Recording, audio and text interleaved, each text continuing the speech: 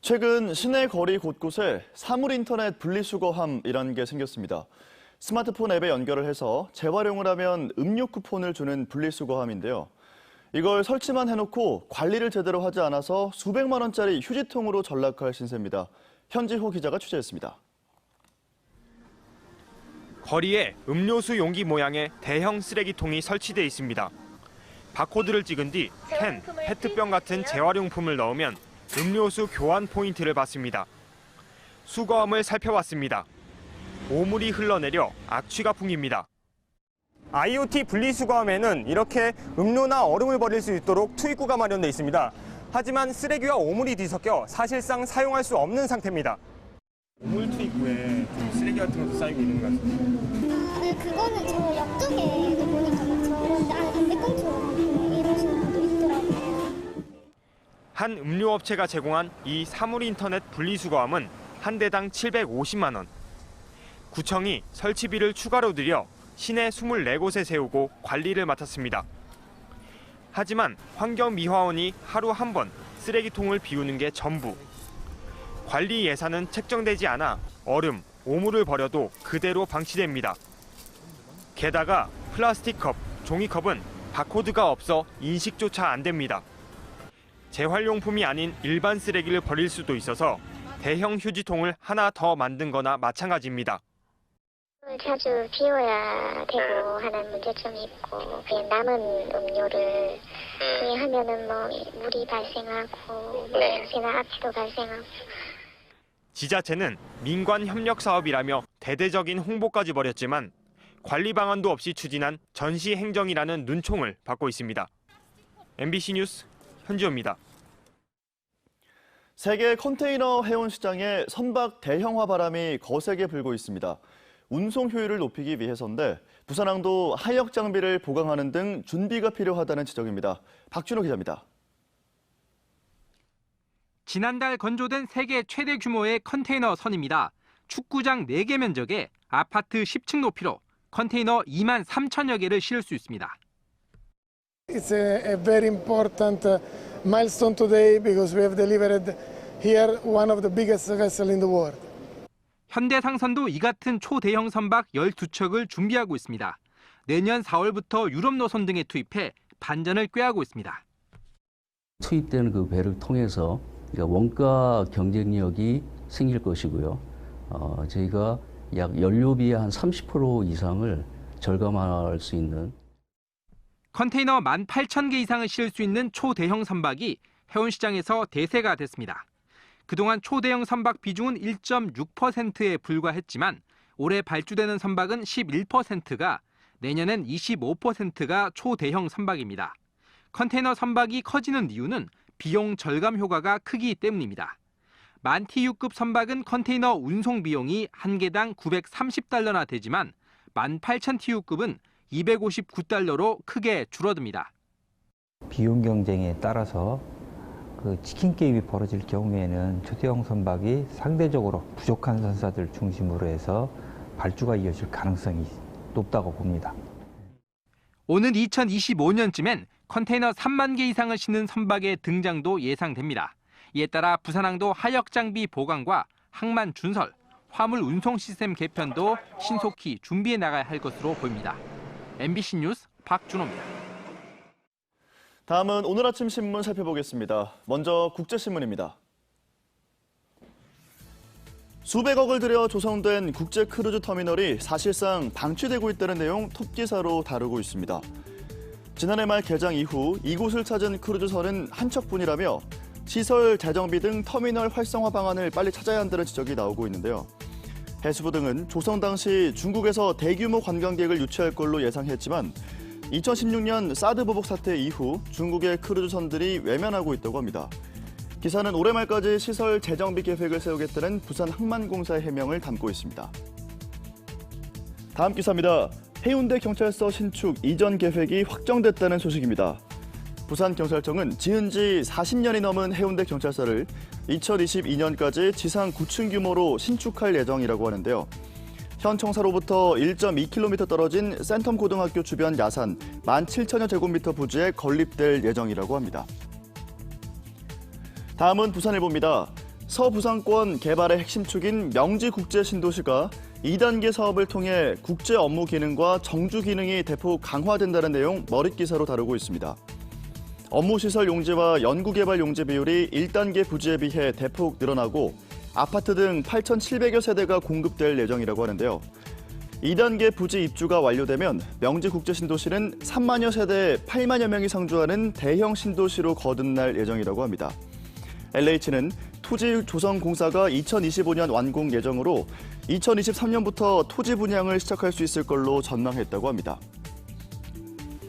마지막 기사입니다. 시내버스 준공영제 혁신안을 두고 부산시와 버스조합이 대립각을 세우고 있는 가운데 오거돈 부산시장 선거 캠프의 핵심 인물이었던 차진구 전 정책실장이 버스조합 이사로 자리를 옮겼다는 소식입니다. 조합 측은 시민사회와의 소통 강화를 위해 차 이사를 영입했다고 밝혔지만 일각에선 준공영제 혁신을 추진하는 시점에 오 시장과 가까운 차 이사를 전면에 내세운 것에 대한 의혹을 제기하면서 부산시의 준공영제 개혁 의지가 꺾이는 것 아니냐 이런 우려까지 전하고 있는데요. 부산시는 이에 대해 시의 개혁 의지엔 변함이 없다고 답했습니다. 지금까지 아침신문 살펴봤습니다. 8월 마지막 주에 접어들었습니다. 날이 많이 선선해진 걸 느끼실 텐데요. 오늘 부산의 아침 기온은 21도로 어제보다 약간 낮게 출발하고 있지만 한낮 기온은 28도로 다소 덥겠습니다. 내일은 비가 내리면서 낮더위가 조금 더 누그러지겠습니다. 가을에 가까워질수록 점차 일교차가 크게 벌어지고 있는데요. 환절기 옷차림에 유의하셔야겠습니다. 위성 영상 보시면 현재 대체로 맑은 가운데 경남 내륙을 중심으로는 짙은 안개가 끼어 있습니다. 낮 동안에 구름만 많이 지나겠고요. 대기질도 보통 단계로 활동하시는데 큰 어려움은 없겠습니다. 밤부터는 하늘이 차차 흐려지겠습니다. 남해안부터 비가 시작돼 부산은 내일 새벽부터 비가 오겠습니다. 경남 내륙을 중심으로는 벌써 일교차가 10도 이상 벌어지는 곳이 있습니다. 아침과 저녁으로는 가을 같지만 낮 동안에는 늦더위가 기승을 부리겠습니다. 오늘 한낮 기온 부산이 28도, 양산 31도, 창원은 30도로 어제와 비슷하거나 약간 높겠습니다. 바다의 물결은 남해 동부 먼바다에서 최고 2m까지 비교적 낮게 일겠지만 남해상에는 비가 내리면서 돌풍과 함께 천둥 번개가 치는 곳이 있겠습니다. 내일부터 목요일까지 비가 오락가락하겠습니다. 이번 비는 특히나 제주와 남해안을 중심으로 많은 비가 집중되는 곳이 있겠습니다. 날씨였습니다. 구불구불 펼쳐진 리아스식 해안이 수백 킬로미터에 달하는 태안반도는 아름다운 해안으로 유명합니다. 이 바닷물의 드나듦, 즉 조수간만의 차가 크다 보니 생기는 자연의 신비를 간직한 곳이기도 한데요. 수천 년에 걸쳐 조약돌이 쌓여 만들어진 천연 방파제를 문은선 기자가 소개합니다. 태안 방포항에서 배로 20여 분 거리에 있는 네파수도. 섬 왼쪽 끝에는 거대한 암벽이, 반대편은 마치 꼬리처럼 휘어져 있습니다. 섬에 발을 딛자 섬의 오른쪽 끝 바닷물이 빠진 자리에 둥근 조약돌이 빼곡히 쌓여 있습니다. 길이만 300m, 수천 년에 걸쳐 자연이 만들어낸 국내 유일의 천연 방파제입니다. 이런 독특한 해안 지형 덕에 네파수도는 지난 2009년 천연기념물로 지정됐습니다. 오랜 세월 동안 파도에 씻기고 닳고 닳아서 만든 그 자갈돌로 형성이 되어 있으며 밀물 때는 잠기고 썰물 때는 모습을 드러내는 그러한 신비한 현상을 가진 유인도라곤 해도 양식장 관리인 한 명만 드나드는 비밀의 섬. 하지만 조약돌 방파제는 무태서 온 배를 내치지 않습니다. 다시 해안을 따라 북쪽으로 하간포 앞바다에 거대한 모래섬이 물 밖으로 모습을 드러냈습니다. 오랜 세월 모래가 쌓이고 쌓여 만들어진 장안사퇴.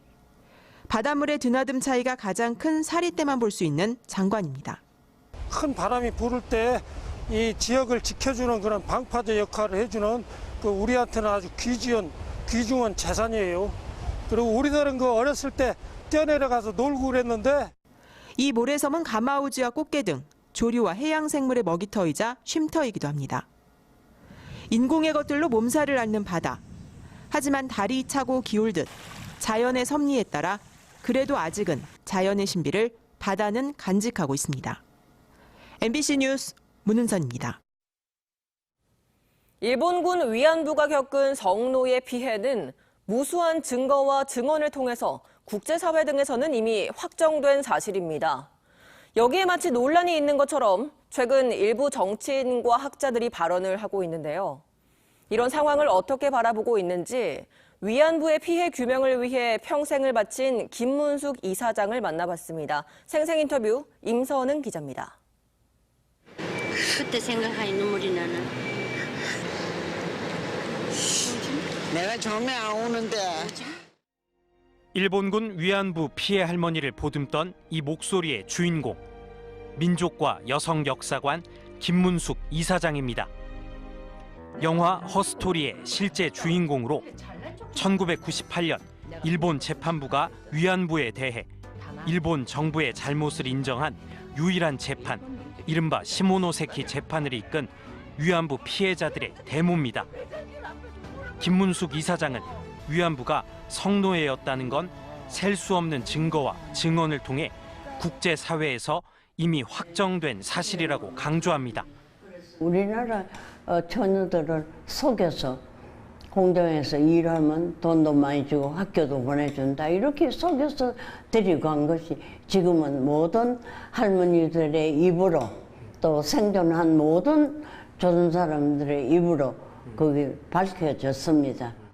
그런데도 진실을 왜곡하는 발언을 마치 표현의 자유, 학문의 자유인 것처럼 포장하는 사람들에게 김문숙 이사장은 비판의 목소리를 높였습니다. 아베가 지금 말하듯이 위안부가 조선의 처녀들이 돈벌이 하러 중국에 갔다, 대만에 갔다, 남쪽 섬에 갔다 이래 말하는 거는 우리 국민으로서의 자격도 전혀 없습니다. 또다시 마음의 상처를 겪고 있을 위안부 피해 할머니들을 생각하면 지금도 걱정부터 앞섭니다. 지금 살아남아 있는 할머니들도 불쌍하고 그 할머니들에게 뭐를 해서 그 억울하고 불쌍한 그거를 조금이라도 도와줄까. 위안부 피해 할머니들을 위해 평생을 바친 김문숙 이사장의 나이는 올해로 93살. 한 명이라도 더 일본군 위안부의 참혹한 역사를 배워서 일본에게 사죄를 요구하는 목소리를 함께 내주기를 바랄 뿐입니다. 아이들이 오면 나도 다 주고 가지만 힘이 납니다. 그래서 아이들에게 애국하도록 그걸 오늘도 내일도 또 내가 죽을 때까지 이 역사관을 운영할 겁니다. MBC 뉴스 임선응입니다.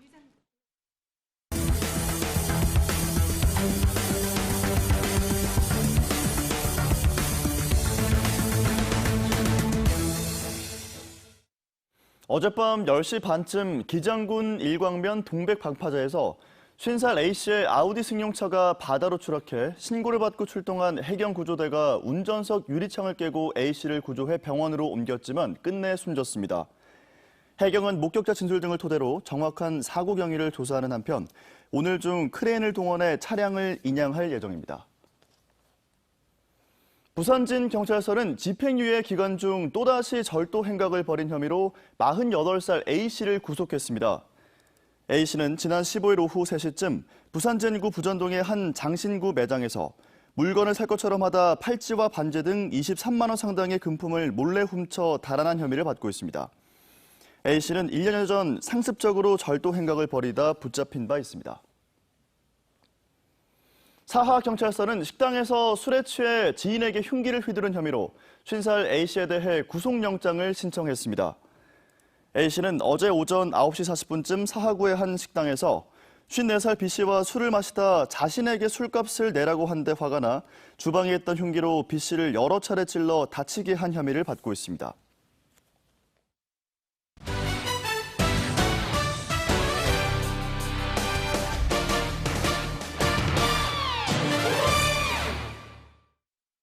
프로야구 롯데자이언츠가 어제 사직구장에서 열린 NC와의 홈경기에서 5대4로 역전승에 7연패에서 벗어나며 7일 만에 꼴찌에서 탈출했습니다. 롯데는 1회 초와 3회 초 넉점을 내주며 경기 초반 흔들렸지만 구원진의 안정을 바탕으로 반격에 나서 5회 말 2점을 뽑은 데 이어서 8회 말 2사 1-2루 기회에서 신본기가 결승 2타점 2루타를 때려 5대4 짜릿한 역전승을 거뒀습니다. 프로축구 부산 아이파크가 어제 구덕 운동장에서 열린 FC 안양과의 홈경기에서 1대1 무승부를 기록했습니다. 최근 4경기 무패로 선전하고 있는 부산은 승점 47점으로 광주FC에 이어 리그 2위를 달리고 있습니다. 양팀은 경기 초반부터 치열한 공반전을 벌였고 전반 33분 안양이 선취점을 얻었지만 후반 들어 부산이 거세게 몰아붙여 후반 21분 코너킥 상황에서 노보트니가 헤더로 연결해 만회골을 성공시켰습니다. 부산시는 오늘부터 다음 달 6일까지 노후 차량 조기 폐차 보조금 지원 신청을 추가 접수한다고 밝혔습니다. 지원 대상 차량은 노후 경유차 3,000대며 총 중량 3.5톤 이하 소형 차량은 최대 165만 원까지, 3.5톤 이상 대형 차량은 신차 구매 추가 지원금 200%를 포함해 최대 3천만 원까지 지급합니다. 2009년부터 현재까지 부산시가 지원한 조기 폐차 보조금은 93억 원에 이릅니다. 부산시 내 모든 시내버스에서 무료 공공 와이파이를 이용할 수 있게 됐습니다. 부산시는 과학기술정보통신부와 협약을 체결하고 오늘부터 전체 시내버스 2,517대에 무료 공공 와이파이 서비스를 시작한다고 밝혔습니다.